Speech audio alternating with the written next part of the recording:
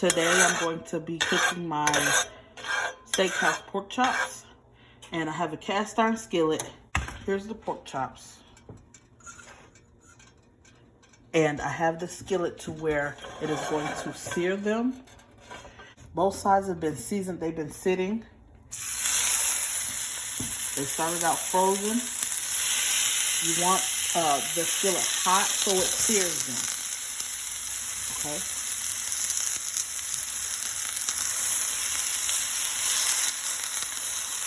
And I have 6 altogether. The big ones are going to go on the outside. Put a very small one on the inside. That's the smallest one that I have. Try to get it in there so it gets brown. And then I'm going to put the last one there. Make sure that as much of the pork chop is touching the skillet as you can. I got these from my local grocery store, and they just have the outside fat, which I did not score them. Okay, so what I'm going to do is just stand here and let you see how juicy these pork chops are. They were very nice looking. Very, very nice looking. And so I have the stove on medium high.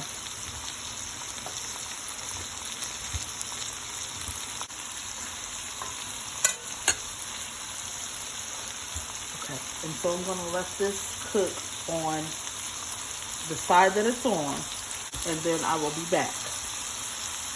Okay, guys. Okay, we are about at the 3-minute mark. I'm gonna turn the one over in the middle first. Ooh, look at that color. Look at that color. Yes. Yes. Wonderful. I think I did this one next. That color on this one is beautiful. Okay, so I usually let it cook for about 5 minutes and turn it over. 5 minutes would have been good because I would have got it browner. So since these were in less, I'm going to let them stay over like they are for about 2 minutes. This white stuff comes off of the pork chop. So don't worry about that white stuff. Everything's gonna cook down. I'm just gonna let those stay for the remainder of the 5 minutes. I used to put a weight on them, a plate to weight them down, and the plate would weight them down and let them cook closer to the fire. One thing I want to tell you about these, please don't use a fork to turn them. That's how your juice comes out. You don't want to turn them with a fork. I'm going to go ahead and turn these last 2 over. I got some good color on them. And then when I turn that over like that, instead of weighting it down, I'm going to go ahead and set this in the oven. Now I left my oven on 350. I'm going to let the pork chop sit in the oven for about anywhere from 20 minutes. And this is really the only turning that you're going to do. We want to go ahead and let this get some good browning on the top before we put it in the oven. And that's where it's going to finish cooking. You can also put, I know it sounds weird, but you can put apples. It just adds a bunch of sweetness. But my husband doesn't like the apples or the applesauce too much, so I'm just going to add some onions. You can skip this step and just drop yours in the oven. But I have the oven already heated to 350. And I'm going to go ahead and turn it off. Probably should have already turned it off as I turned them all over. But okay, so I have about a half of a sweet onion or a Vidalia onion. I'm going to just chop it long ways.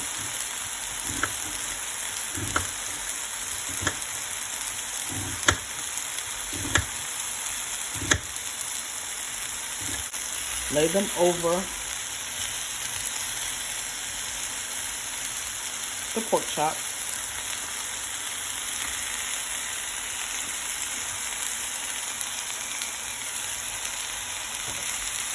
Okay, and then I'm going to put these in the oven and check them around 15 or 20 minutes. You guys have to check your own oven. You know how your oven works. What we want to do is we want the onions to cook down, and we want the meat to finish cooking. I'm not going to put any liquid, but if you think that it's not going to cook correctly and stay juicy, you can deglaze with just a little bit of water.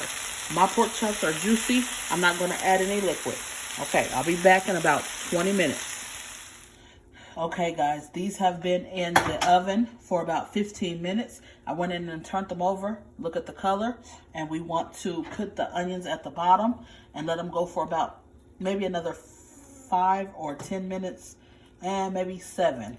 I just want to let it finish cooking, and it's going to be about up to 10 minutes. See the juice? These are ready. The onions just need to finish, and I'll be back. Ooh, take a picture.